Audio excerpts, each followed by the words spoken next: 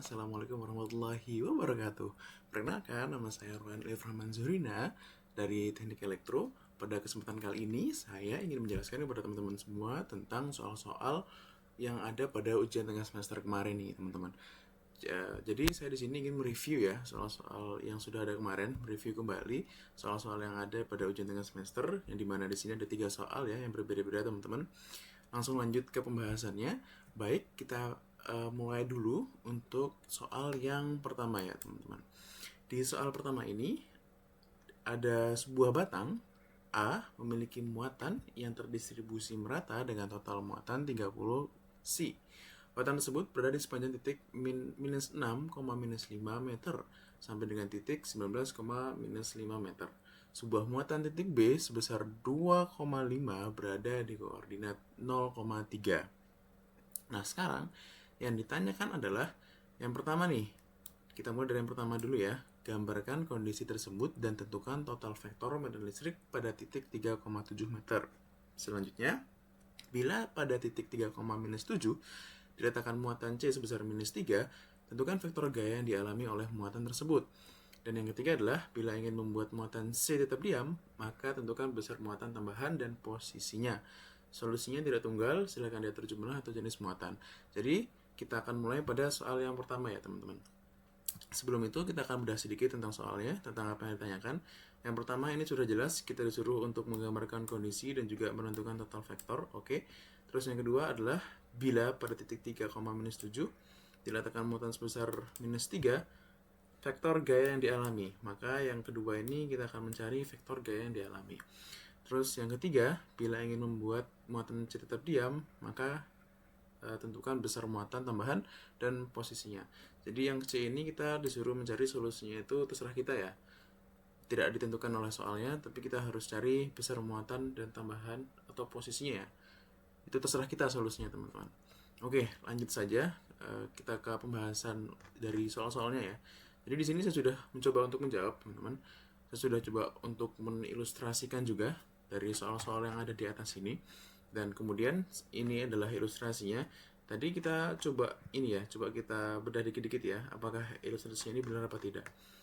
Yang pertama itu gambarkan kondisi. Jadi di sini kita ketahui bahwa ada batang A itu punya muatan 30 C ya, yang berada pada koordinat minus 6, minus 5 sampai dengan 19, minus 5. Oke, kita lihat di sini teman-teman. Jadi sudah benar ya, di sini kita punya batang A. Kita punya batang A di koordinat minus 6. Ini minus ya teman-teman. Ini minus 6 sampai dengan 19. Ya, minus 6 sampai dengan 19. Dari titik minus 6 sampai dengan 19. Minus 6,5 dan juga minus 6, minus 5 dan juga 19, minus 5. Ini ya teman-teman. Nah, ini sudah benar nih, batangnya sudah ada di dalam sini, sudah benar ya. Lalu kemudian kita lihat lagi, ada titik B sebesar 2,5 berada di koordinat 0,3. 0,3 karena dia nolnya itu X dan 3 berarti dia di sini. Ini adalah titik B, teman-teman. Titik B-nya itu 2,5. Oke, titik B-nya itu punya 2,5. Oke. Nah, kurang lebih ilustrasinya seperti ini ya. Ini saya gambarkan juga dengan titik 3,7 yang ada pada soal ke B ya, teman-teman. Jadi sekalian gitu loh. Ini ilustrasi untuk semua soal, bukan hanya yang A aja. Kalau yang A aja, maka ilustrasinya akan jadi seperti ini ya. Gitu. Oke, lanjut kita ke pembahasannya. Yang pertama kita akan mencari A, yaitu adalah total vektor medan listrik pada 3,7. Maka yang ditanya adalah 3,7, yaitu di sini ya teman-teman ya. 3,7 berarti yang ditanya adalah di sini. Oh sorry, tadi saya salah ya teman-teman. Seharusnya 0,3 itu dia ada di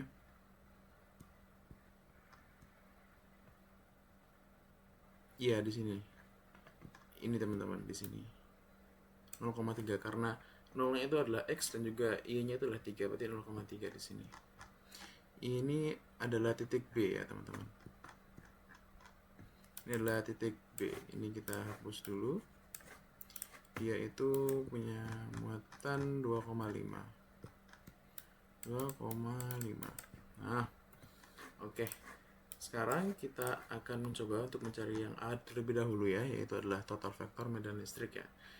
Jadi, sebelum kita mencari total vektor medan listrik, kita harus mengetahui terlebih dahulu total dari lambda, ini dari lambda, ini dari A-nya, ini dari S1-nya, S2-nya, dan juga cos B-nya, dan juga sin B-nya. Kenapa di sini kok pakai cos sama sin? Karena dia ini adalah koordinat, teman-teman. Jadi, dia itu otomatis akan menggunakan cos sama sin ya, teman-teman ya. Nah, sekarang kita akan mencari tentang lambda ya, pertama-tama ya. Di lambda ini kita punya rumus Q per L. Q per L-nya itu kita kali 30 dikali dengan 10 pangkat min 6 per 25. Hasilnya adalah 6 per 5 kali 10 pangkat min 6. Terus A-nya sendiri adalah 12. Oke, terus kita lanjut ke S1-nya. S1-nya sendiri itu adalah akar dari 12 kuadrat tambah 16 kuadrat. Hasilnya seperti ini, 20. Terus yang S2-nya adalah akar dari 9 kuadrat tambah 12 kuadrat. Hasilnya adalah 15. Terus cos B-nya kita cari 12 dibagi dengan 20. 12 yang sudah kita ketahui A-nya ini kita bagi dengan 20. Sehingga diperoleh hasilnya 3 per 5. Terus ada sin B. Sin B kita akan cari 16 per 20 yang di sini ya, teman-teman.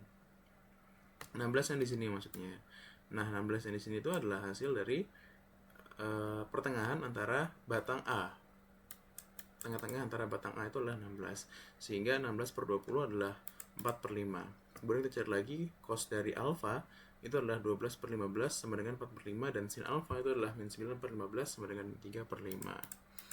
Nah, ini yang sudah kita ketahui ya, teman-teman ya.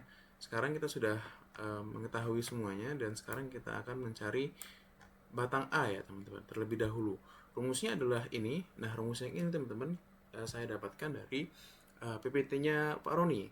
Nah, di sini saya gunakan kembali rumus yang ada. Kemudian dari yang kita ketahui di sebelah kanan ini, dari yang kita ketahui di sini, kita akan mencoba untuk masukkan ke dalam rumus. Jadi yang pertama adalah 9 kali 10 pangkat 9 dikali 5 dikali 10 pangkat 6 per 12. Karena ini ada 6 per 5, akhirnya kita coret nih, teman-teman. Kita bisa coret nih, kita coret. 12 bagi 6 itu kan 1 ya. 12 bagi 6, 2.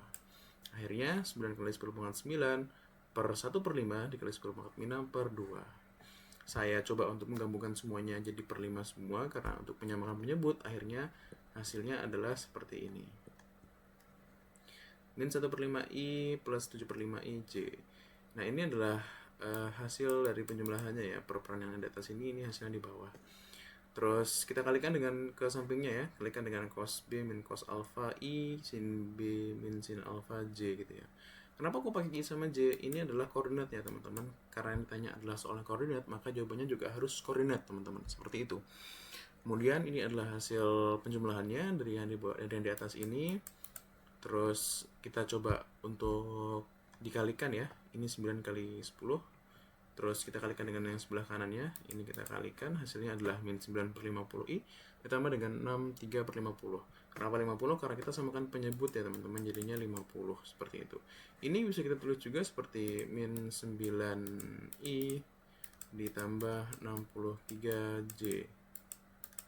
Nah, ini kita bisa tulis lagi, teman-teman, seperti ini ya kalau kita mau sederhanakan ya. Tapi ini juga sama artinya sih. Terus kita kalikan dengan 10 pangkat 3 yang ada di sini ya, 10 pangkat 3. N per C, jangan lupa juga satuannya. Hasilnya adalah 180i plus 1260J. Ya. Kenapa kok bisa minus 180? Coba kita kalikan ya, teman-teman. Ya, di sini kita bisa coret 50 ya, teman-teman. 50 jadinya adalah 90. Karena ini adalah pertambahan, karena dia pertambahan jadinya dia nggak bisa dicoret ya, karena dia ini satu kesatuan. Jadinya kita kalikan aja ya, min 90, min 9 per 50 dikali 10, dan juga 63 per 50 dikali dengan 10. Harusnya adalah yang ini ya, teman-teman. Nah, setelah itu kita akan mencari titik B. Titik B itu rumusnya adalah K kali Q per R kuadrat dikali dengan R. Ini koordinat juga ya, teman-teman. Nah, sebelum kita lanjut ke sini, kita terlebih dahulu harus mencari yang ini. Harus mencari nilai dari R koordinat ini ya, teman-teman. Kenapa? Karena di sini yang dibutuhkan adalah R koordinat, R yang ini. Otomatis kita harus mencari terlebih dahulu. Nah, cara mencarinya adalah dengan menggunakan ini ya, koordinat juga. Jadi di sini kita cari R sama dengan 37 min 03 sama dengan 3/4. Ini maksudnya adalah 3x ya. Ini 3x plus 7y ya teman-teman. Kalau misalnya diubah jadi bilangan seperti ini, hasilnya adalah begini ya. Ini juga sama, ini 0x tambah 3y, jadinya seperti ini. Terus dikurangin, hasilnya adalah 3i plus 4j. Setelah itu kita mutlakkan ini dari R. Untuk mencari R seperti ini ya. Untuk mencari R kuadrat, kita mutlakkan terlebih dahulu. Hasilnya adalah 5.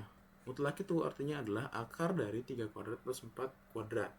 Hasilnya adalah 5. Ini 9, ini 16, 9 tambah 16 itu 25, akarnya adalah 5. Ini akar 25 ya. Nah, setelah itu kita ketahui nih nilai dari R ini ya. R yang di atas sama R mutlak. Setelah itu kita bagi. Jadi 3i plus 4j per 5. Udah ketemu nih teman-teman nilai dari i. Setelah itu kita ubah nih, kita masukkan ke dalam rumus. Hasilnya adalah 9 kali 10 pangkat 9 dikali 2,5 10 pangkat 6 dikali dengan nilai R 3i plus 4j per 5. Karena ini ada yang sama, kita coret-coret, hasilnya adalah 9 kali 10 pangkat 2 dikali dengan 3i plus 4j per 5. Kita kalikan dia teman-teman, hasilnya adalah 540i plus 270jn per c.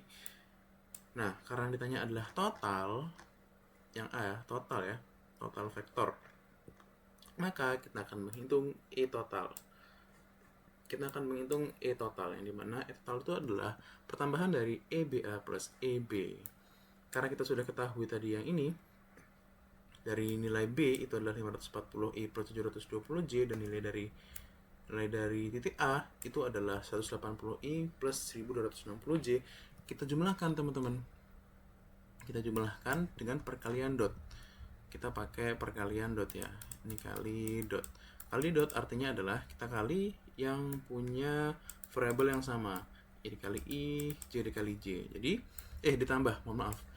I ditambah I, J ditambah J. Jadinya minus 180 ditambah 540, hasilnya adalah 360. Dan 1260 ditambah dengan 320, hasilnya adalah 1980 N per C.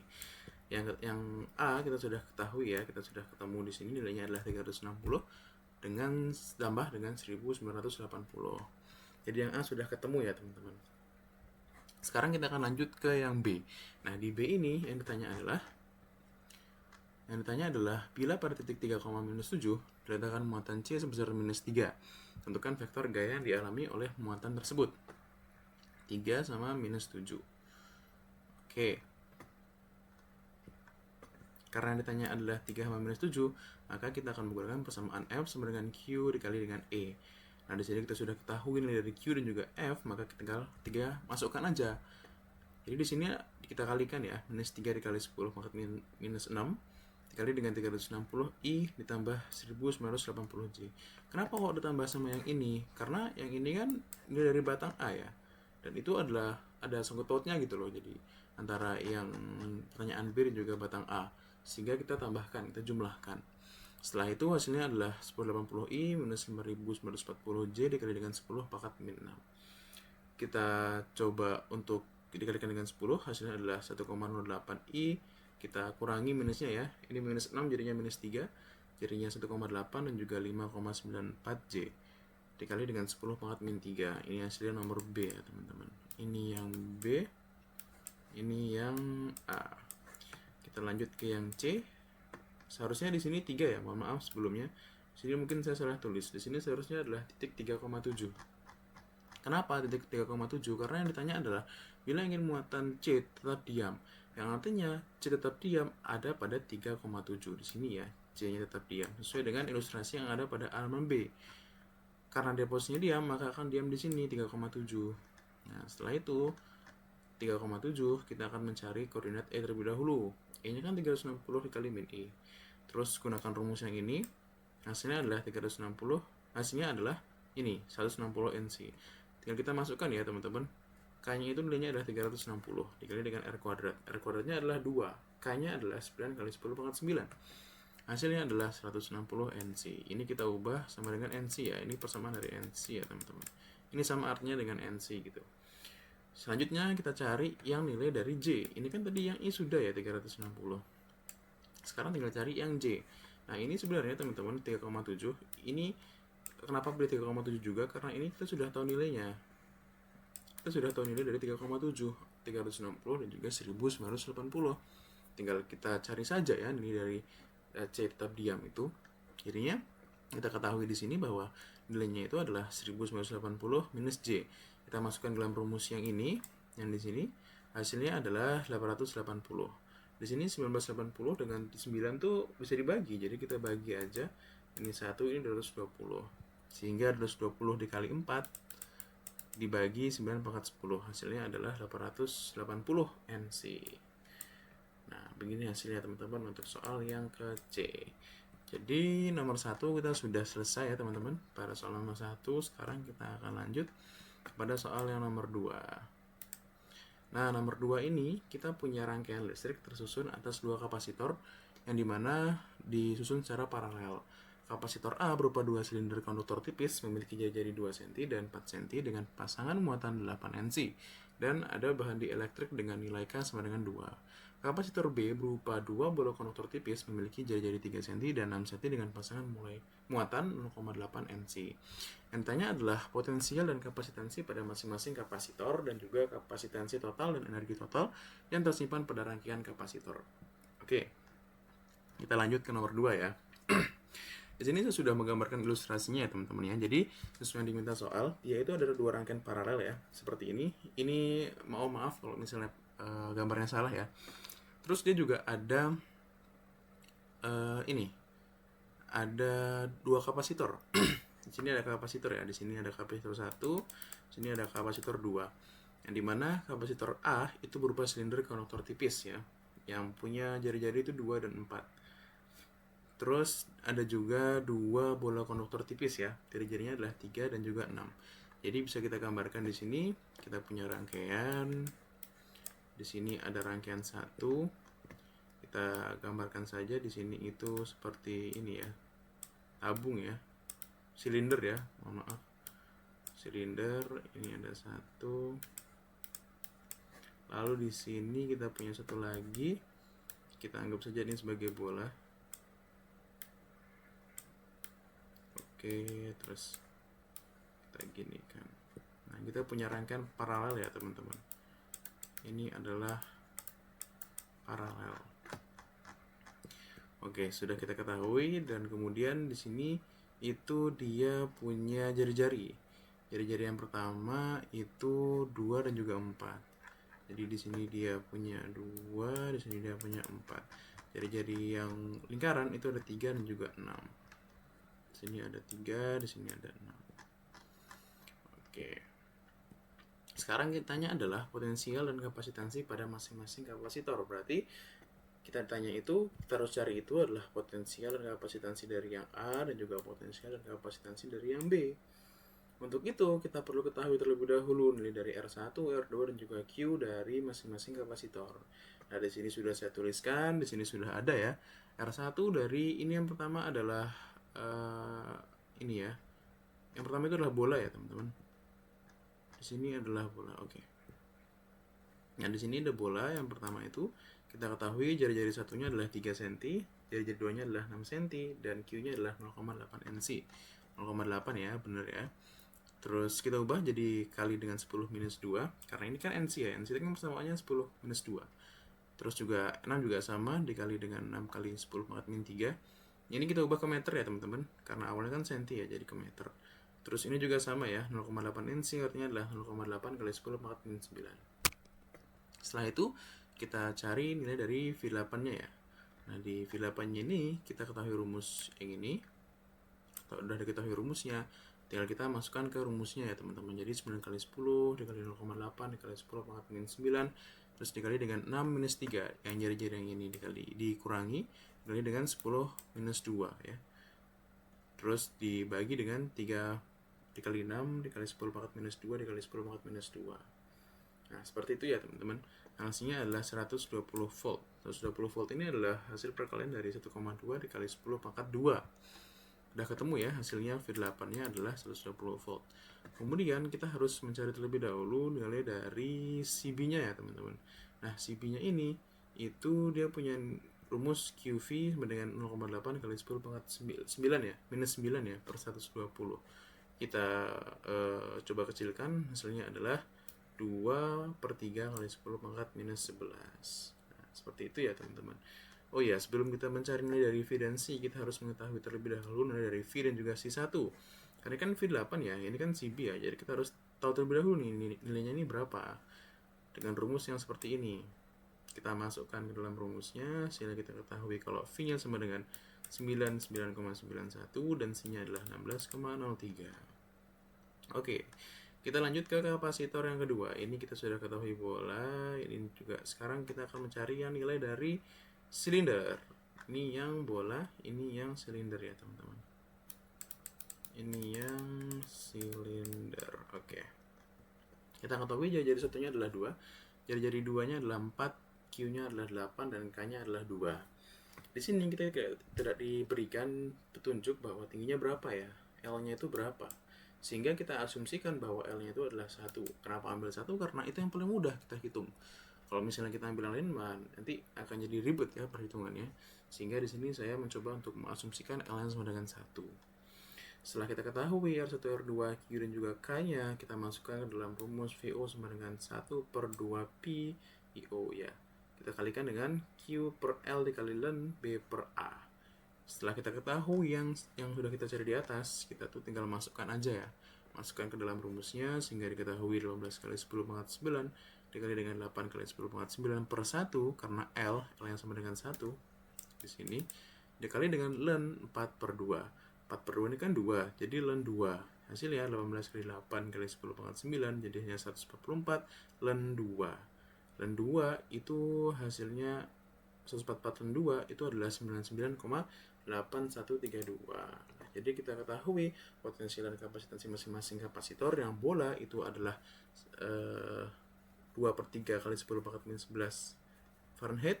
Dan juga silinder itu adalah 99,8132 ya teman-teman. Nah setelah itu kita lanjut ke yang B.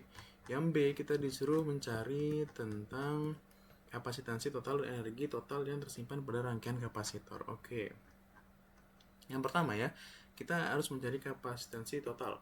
Artinya adalah C1 tambah C2, yang dimana kapasitor 1 ditambah dengan kapasitor 2. Untuk mencari itu kita harus terlebih dahulu mengetahui nilai di atas ini ya, baru kita bisa mencari kapasitansi totalnya.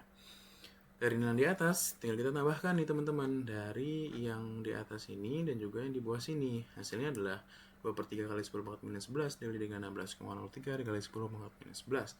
Hasilnya adalah 16,7 kali 10 pangkat minus 11. Terus kita akan mencari E1 teman-teman. E1 nya itu rumusnya adalah 1/2 dikali C1 min V1 kuadrat. Yang dimana C1 tadi udah kita cari ya, C1 itu adalah 16,03 ya. Setengah dikali 16,03 kali 10 pangkat minus 11 dikali dengan 49,91 kuadrat. Hasilnya adalah 965,43 kali 10 minus 11. Nah sama juga nih teman-teman dengan yang I2. I2 nya juga sama seperti yang di atas ini. Tinggal kita masukkan aja, hasilnya adalah setengah kali 2 per 3 kali 10 pangkat minus 11. Hasilnya adalah 4800 kali 10,11 Joule. Nah sekarang yang ditanya adalah energi total. Energi total yang dibutuhkan itu adalah energi yang antara E1 dan juga E2, yang silinder dan juga yang bola. Karena tadi kita sudah mengetahui nilai dari kapasitas total keduanya, yang ini ya, yang ini sama yang ini. Nah ini kita tambahkan ke sini teman-teman. Tinggal kita tambahkan saja karena ini kan I1 ya. Ini kan I2. Kita jumlahkan, hasilnya adalah 2148,10 minus 7 Joule. Nah, jadi kita ketahui bahwa nilai kapasitas totalnya adalah sekian, yang ini sama yang ini, dan energi totalnya adalah 2148 kali 10 pangkat minus 7 Joule. Seperti itu teman-teman untuk menjawab soal yang nomor 2. Sekarang kita akan lanjut ke soal yang nomor 3.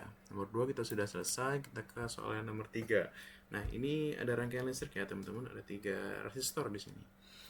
Nah, di sini sudah diketahui bahwa R1 itu nilainya 2, R3 itu nilainya, R2 itu nilainya 3, R3 itu nilainya 4, dan I1 6, I2 7, I3 10, dan I4 8. I5-nya 11. Yang ditanya adalah arus yang mengalir pada R1, R2, R3 dan juga beda potensial antara titik A dan titik E. Nah, di sini sebenarnya ya teman-teman ya, kita bisa menggunakan arus yang mengikuti arah jam seperti ini. Tapi itu akan menjadi lebih mudah ya teman-teman untuk kita lakukan perhitungan begitu. Nah, sekarang kita lanjut ke ilustrasi yang sudah saya buat. Di sini saya sudah membuat ilustrasi ya, dimana saya bagi ini menjadi dua loop. Yang di sini pertama adalah loop 1, yang ini adalah loop 2. Nggak, maaf ya sebelumnya teman-teman, di sini saya ada kesalahan penulisan yang semana arusnya di sini adalah ini loop satunya ke kanan ya teman-teman, dia ke kanan ya, bukan ke kiri, sama juga dengan loop 2 ke kanan. Jadinya dia mengikuti arah jarum jam. Jadi dia itu mulai dari start dari sini ke A, ke F, ke E, ke B. Jadi dia begini teman-teman. Terus ini juga sama ya, kita mulai dari B. Jadi kita mulai dari sini.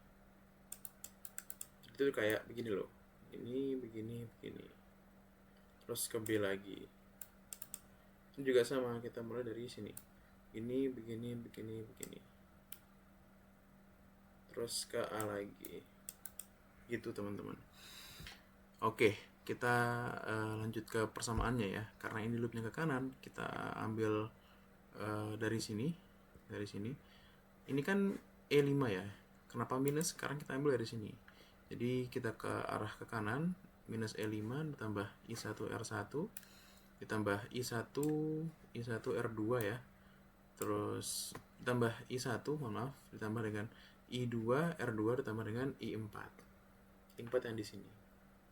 Hasilnya adalah 0. Setelah itu kita substitusi nih teman-teman, nilai dari masing-masing, yaitu adalah minus 11 plus 2 I1 plus 6 plus 3 I2 plus 8. Hasilnya adalah 2I1 plus 3I2 plus 3 sama dengan 0. Nah, ini bisa kita buat persamaan, yaitu adalah 2I1 plus 3I2 sama dengan minus 3. Nah, kita udah ketahui ya persamaan satunya.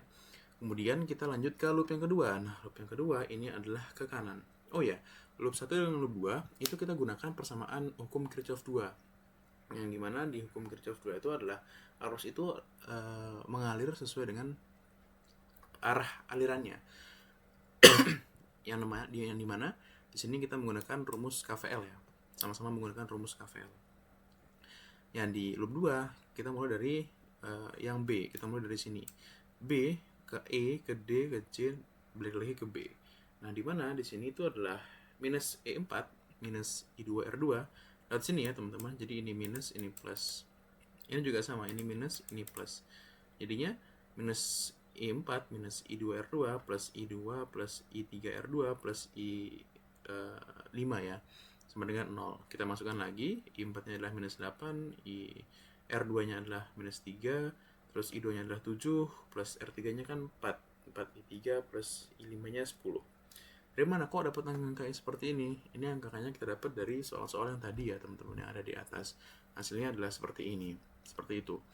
Kemudian kita bisa sederhanakan, kita bisa jumlahkan yang punya pola yang sama ya, kayak misalnya di sini adalah 8, 7, 10, ini hasilnya adalah 9, jadinya dia ini juga ada yang sama ya, jadinya 4I3 minus 3I2 plus 9. Kita buat persamaan, jadinya 4I3 min 3I2 sama dengan minus 9. Ini persamaan 2. Nah, setelah itu, jadi kan kita sudah cari ya loop dari masing-masing, loop 1 juga loop 2.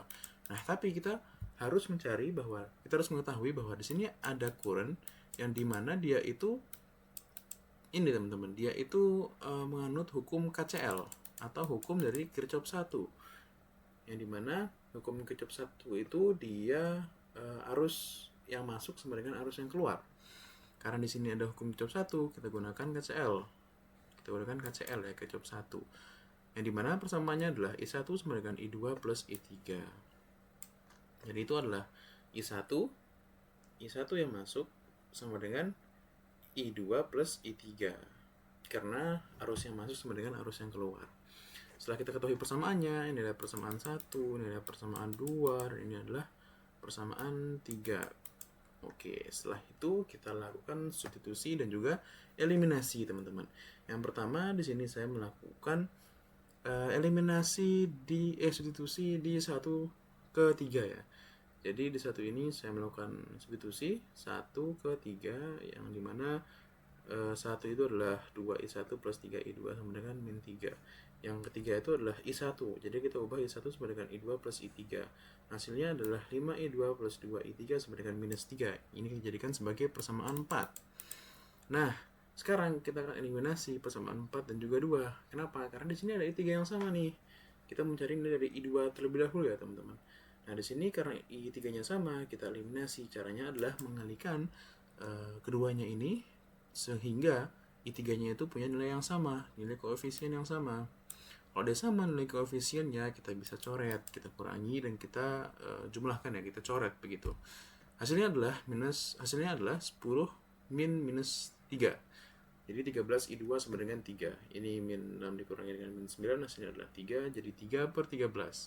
Kita gunakan yang desimal boleh, atau kita gunakan yang dalam bentuk yang seperti ini juga boleh. Jadi tapi di sini saya lebih menggunakan angka yang desimal ya. Saya bagi terlebih dahulu sehingga hasilnya adalah seperti ini, 0,231A.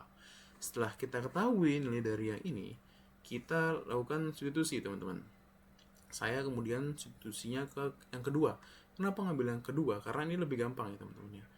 Sebenarnya yang mana-mana juga bisa selama dia punya nilai dari I2.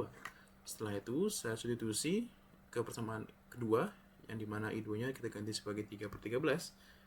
Jadinya ini kita kalikan, kemudian kita pindah ruaskan, kita tambahkan, hasilnya adalah 4i3 sama dengan minus 8,307. I3-nya adalah min 2,077. Ini kita bagi 4 ya harusnya, teman-teman.